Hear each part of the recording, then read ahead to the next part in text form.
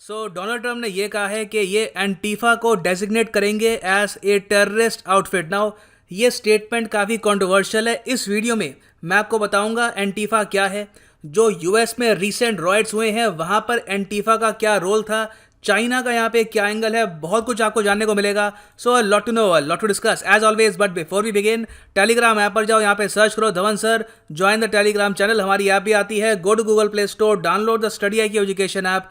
बहुत से कोर्सेज यहाँ पे आप परचेज कर सकते हैं, including our flagship UPSC course. Now first of all, ये जो शब्द है पोलराइजेशन, इस पे गौर करो। हिंदी में इसका अर्थ होता है ध्रुवीकरण। पॉलिटिकल तरीके से आप इसको अगर देखें तो इसका मतलब ये है कि लोगों के जो व्यूज़ हैं, लोगों की जो विचारधारा है, उसमें डिफरेंस बढ़ता जा रहा है। अब धीरे धीरे लोग या तो एक्सट्रीम राइट की तरफ जा रहे हैं या फिर एक्सट्रीम लेफ्ट की तरफ। ये प्रोसेस अभी कंप्लीट हुआ नहीं है। मैं अभी भी कहूँगा ये अपने इनिशियल स्टेज में है, मगर पोलराइजेशन दुनिया में जो आज से 5 से लेकर 6 साल पहले बहुत ही तेजी से आगे बढ़ी थी, अब उसका इम्पैक्ट दुनिया भर में हम देख रहे हैं। प्राइमरली यूएस में तो पोलराइजेशन का इम्पैक्ट साफ देखने को मिल रहा है, जहां पर दो खेमे बढ़ चुके हैं आइडियोलॉजी के। एक तरफ है फार राइट ग्रुप्स और दूसरी तरफ है फार लेफ्ट ग्रुप्स। नाउ अगर हम बात करें फार राइट ग्रुप्स की जो यूएस में है, तो उसमें से एक एग्जांपल मैं आपको दे सकता हूं। यूएस का एक नियो नासी ग्रुप है जिसका नाम है द बेस। नियो नासी मतलब जो हिटलर की नासी आइडियोलॉजी थी उसको मॉडर्नाइज करके ये लोग फॉलो करते हैं, और इनकी पूरी फिलॉसफी का कोर पिलर ये होता है कि जो यूरोपियन रेस है, जो एंग्लो जर्मन रेस है, वो काफ़ी सुपीरियर है कंपेयर टू अदर रेसेस, और वाइट रेस को रेस मिक्सिंग नहीं करनी चाहिए बाकी रेसेस के साथ। साथ ही साथ ये विचारधारा ये भी मानती है कि एक एथनो वाइट स्टेट होना चाहिए या फिर एथनो वाइट कंट्रीज होनी चाहिए, ऐसे देश जहां पर सिर्फ वाइट सिटीजन्स रहेंगे और जो नॉन वाइट लोग हैं, मतलब कि आप में सऊदी अरेबिया और मिडल ईस्ट और अफ्रीका और वेरियस और कंट्रीज़ के लोग हैं, उनकी एंट्री वहाँ पर नहीं होगी। सो इस विचारधारा को फुलफिल करने के लिए द बेस आज के समय काम कर रहा है। ये एक वाइट सुपरमिस्ट हेट ग्रुप है। इनकी एक्टिविटीज़ देखी गई हैं in US, Canada, Australia, south Africa. ये ग्रुप बना था 2018 में और माना जा रहा है कि बहुत ही जल्दी ये इन्फ्लुएंशियल बन रहा है, क्योंकि वेरियस कंट्रीज में लोग दबे शब्दों में इनका सपोर्ट कर रहे हैं। और यहाँ पर आप देख सकते हैं, न्यूयॉर्क टाइम्स का आर्टिकल है, the new face of white supremacy plots expose danger of the base. Similarly एक और आर्टिकल है यूएस न्यूज़ का, who is US neo Nazi group the base. और सिंस ऐसे ग्रुप्स अब यूएस में उठ रहे हैं, इवन दो इनकी संख्या काफ़ी कम है, इनके पास अभी इतनी पावर नहीं है कि जेन्युइनली ग्राउंड लेवल पर ये कुछ इम्पैक्ट कर पाएँ, मगर तब भी ये ग्रुप्स राइज कर रहे हैं। और सबसे वरिंग बात यह है कि जो आइडियोलॉजी है नियो नाजीज़म की, वाइट सुप्रीमेसी की, वो इस हद तक फैल गई है कि अब काफ़ी बार देखा जाता है यूएस में जब प्रोटेस्ट होते हैं, रैलीज निकलती है, तो अमेरिकन्स हिटलर की पार्टी का झंडा लेकर इस तरीके से सड़कों पर निकलते हैं। It is slowly becoming a common occurrence in USA. तो ये तो हमने बात कर ली है फार राइट की। अब बात करते हैं फार लेफ्ट की।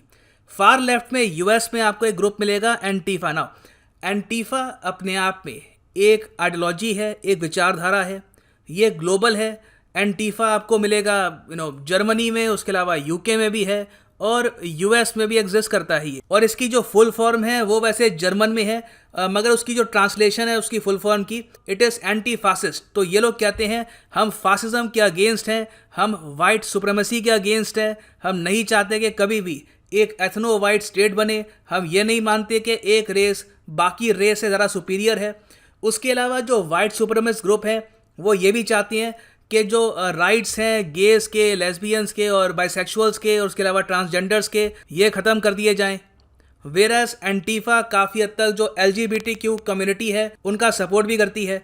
तो विचारधारा में दोनों काफ़ी डिफरेंट हैं, मगर एंटीफा की खास बात यह है कि इनका कोई ऑर्गेनाइजेशनल स्ट्रक्चर नहीं है, इनके कोई ऑफिस नहीं है, कोई एंटीफा का हेड ऑफिशियली किसी को पता नहीं है कौन है, ये लोग कम्युनिकेट कैसे करते हैं, इनके ऑपरेशंस कहाँ पे प्लान किए जाते हैं, उसके बारे में जानकारी किसी को नहीं है।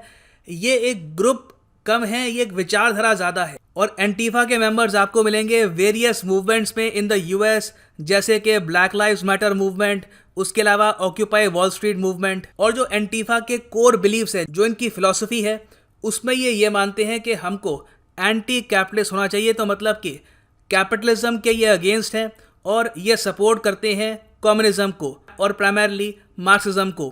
कम्युनिज्म को अचीव करने के लिए, अपने देश को कम्युनिस्ट बनाने के लिए ये मानते हैं कि एनार्की भी अगर फैलानी हो, वायलेंस करना हो, तोड़फोड़ करनी हो, जो करंट एस्टैब्लिशमेंट है इसको हटाना हो, तो उसमें भी एग्री करते हैं। They are okay with anarchism. सबसे ज़्यादा प्रॉब्लम की बात यह है कि एंटीफा के जो मेथड्स हैं वो काफ़ी वरिंग है। काफ़ी बार ये डिजिटल एक्टिविज्म करेंगे, मतलब कि Twitter, Facebook, social media platforms में ग्रुप बना के वोटिंग, अप वोटिंग और कमेंट्स करते हैं। पॉलिटिकल व्यूज़ चेंज करने की कोशिश करते हैं लोगों के। जिन लोगों के साथ ये सहमत नहीं है उनकी जो प्रॉपर्टी है उसको डैमेज करते हैं। काफ़ी बार फिजिकल वायलेंस भी होता है। बहुत से एंटीफा मेंबर्स पे आरोप लगा है कि इन्होंने वायलेंस किया है ऑन वेरियस ग्राउंड्स। तो ओवरऑल आप कह सकते हैं कि ठीक है, ये फैशिज्म के खिलाफ है, ये रेसिज्म के खिलाफ है और ये कैपिटलिज्म के खिलाफ है, मगर जो इनके तरीके हैं उस पर बहुत से लोग बहुत ही बड़ा प्रश्न चिन्ह लगाते हैं और मान के चलते हैं कि ये लोग कुछ सोल्यूशन प्रोवाइड नहीं कर रहे, ये बस एनार्की चाहते हैं कि जो करंट एस्टैब्लिशमेंट है ये गिर जाए। नाउ एंटीफा की हिस्ट्री एक्चुअली काफ़ी पुरानी है। एंटीफा का जन्म हुआ था जर्मनी में, जब हिटलर की नाज़ी पार्टी धीरे धीरे ग्राउंड गेन कर रही थी, तो उस वक्त एंटीफा का जन्म हुआ था। और एंटीफा के जो रूट्स हैं, जो इसके पीछे विचारधारा इनिशियली थी, वो थी कम्युनिज्म। मगर ऑब्वियसली जैसे हमको हिस्ट्री बुक्स बताती हैं, एंटीफा उस वक्त हिटलर को नहीं रोक पाया और बाद में आप सबको पता है क्या हुआ। So even though Antifa Germany में फेल कर गया था इन 1930s, इनका फिर एक रिजुविनेशन फेज आया 1980s में, मगर तब भी बहुत से लोगों ने इसको ज्वाइन नहीं किया था। यूएस में देखा गया है कि जब से डोनाल्ड ट्रंप पावर में आए हैं, एक ऐसे प्रेसिडेंट जो काफ़ी बार रेसिस्ट स्टेटमेंट्स दे चुके हैं, उन पे आरोप लगता है कि वो खुद रेसिस्ट हैं। तो जैसे ये पावर में आए हैं तो अचानक से एंटीफा की जो एक्टिविटी है यूएस में, ये बहुत ही ज़रा बढ़ चुकी है।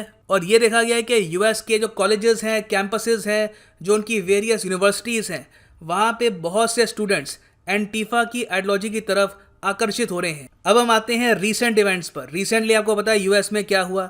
एक अफ्रीकन अमेरिकन व्यक्ति थे जॉर्ज फ्लॉयड के नाम से, पुलिस ब्रुटैलिटी की वजह से इनकी मृत्यु हो गई और उसके रिस्पॉन्स में पब्लिक ने रॉयट्स करने स्टार्ट कर दिए। पहले मिनेसोटा में स्टार्ट हुए, अब पूरे यूएस में ये रॉयट्स हो रहे हैं। नाउ बताया जा रहा है कि एंटीफा का इन दंगों में मेन रोल है और एंटीफा के मेंबर्स यहाँ पर सबसे ज़्यादा वायलेंस कर रहे हैं। डोनाल्ड ट्रंप ने भी ये कहा है कि ये एंटीफा को यूएस में एक आतंकवादी संगठन डेजिग्नेट करेंगे, क्योंकि ये मानते हैं कि रिसेंटली जो जॉर्ज फ्लॉयड प्रोटेस्ट हुए हैं, जो रॉयट्स हुए हैं, उसमें इन्होंने ही मेन वायलेंस की है। जो बिल्डिंगों में आग लगी है, जो कार्स जली हैं, लोगों की मौत हुई है, वहाँ पर अकॉर्डिंग टू ट्रंप एंटीफा का सेंट्रल रोल था। और by the way, George Floyd protest क्या है, इसका रीज़न क्या है, इस पर एक डेडिकेटेड वीडियो बाय मी अवेलेबल है। आप बस सर्च करिएगा George Floyd study IQ। Actually YouTube काफ़ी बार ऐसी वीडियोस को प्रमोट करता नहीं है, तो परहैप्स आप में से बहुत से लोगों को इसके बारे में पता नहीं लगा होगा। और यहाँ पर आप देख सकते हैं, इसके बस 1.5 लाख व्यूज़ हैं। यूजुअली मेरे वीडियोस के व्यूज़ आराम से 4-5 लाख तक पहुँच जाते हैं। सो आप अगर चाहें तो सर्च करके वीडियो देख सकते हैं। उस सब के अलावा मैं फिर भी कहूँगा, मेरा जो टेलीग्राम चैनल है ये आप ज्वाइन कर सकते हैं। वहाँ पर मेरी सारी वीडियो की नोटिफिकेशन आपको फ्रॉम यूएस। और ओवरऑल आप चाइना की तरफ से भी देखो तो बहुत उनका इंटरेस्ट है इन द यूएस रॉयट्स। जो चाइना का सरकारी न्यूज़पेपर है ग्लोबल टाइम्स, उनकी तरफ से यह आर्टिकल आया है कि चाइना के लोग मिनेपोलिस में जो दंगे हुए हैं उसको कह रहे हैं क्या खूबसूरत दृश्य है। कई लोग मारे गए, इंजर्ड हुए, यूएस प्रॉपर्टी का लॉस हुआ। तो वहाँ पे चाइना में इतना गुस्सा, आक्रोश है टुवर्ड्स यूएस के लोग कह रहे हैं कि कितना सुंदर दृश्य है। सिमिलरली ये काफ़ी शॉकिंग था एक्चुअली, ये मैं आपके साथ शेयर करना चाहूँगा। जो चाइना की फॉरेन मिनिस्ट्री की स्पोक्समैन है हुआ चुनयिंग, इनका ट्विटर हैंडल यहाँ पे आप देख पाएंगे, इनको आप सर्च भी कर सकते हैं ऑन ट्विटर। इन्होंने भी रिसेंटली ये कमेंट करी, आई कांट ब्रीथ, मतलब कि जो प्रोटेस्ट कर रहे हैं यूएस में उनको अपना समर्थन दिखाया। सो परहैप्स ये सब देखते हुए डोनाल्ड ट्रंप यहाँ पर कंपेल्ड फील कर रहे हैं कि इन्हें एंटीफा को एक आतंकवादी संगठन डिक्लेयर करना होगा। ना क्वेश्चन यहाँ पर ये आता है, ये करेंगे कैसे, क्योंकि लीगैलिटी एक काफ़ी बड़ा सवाल है।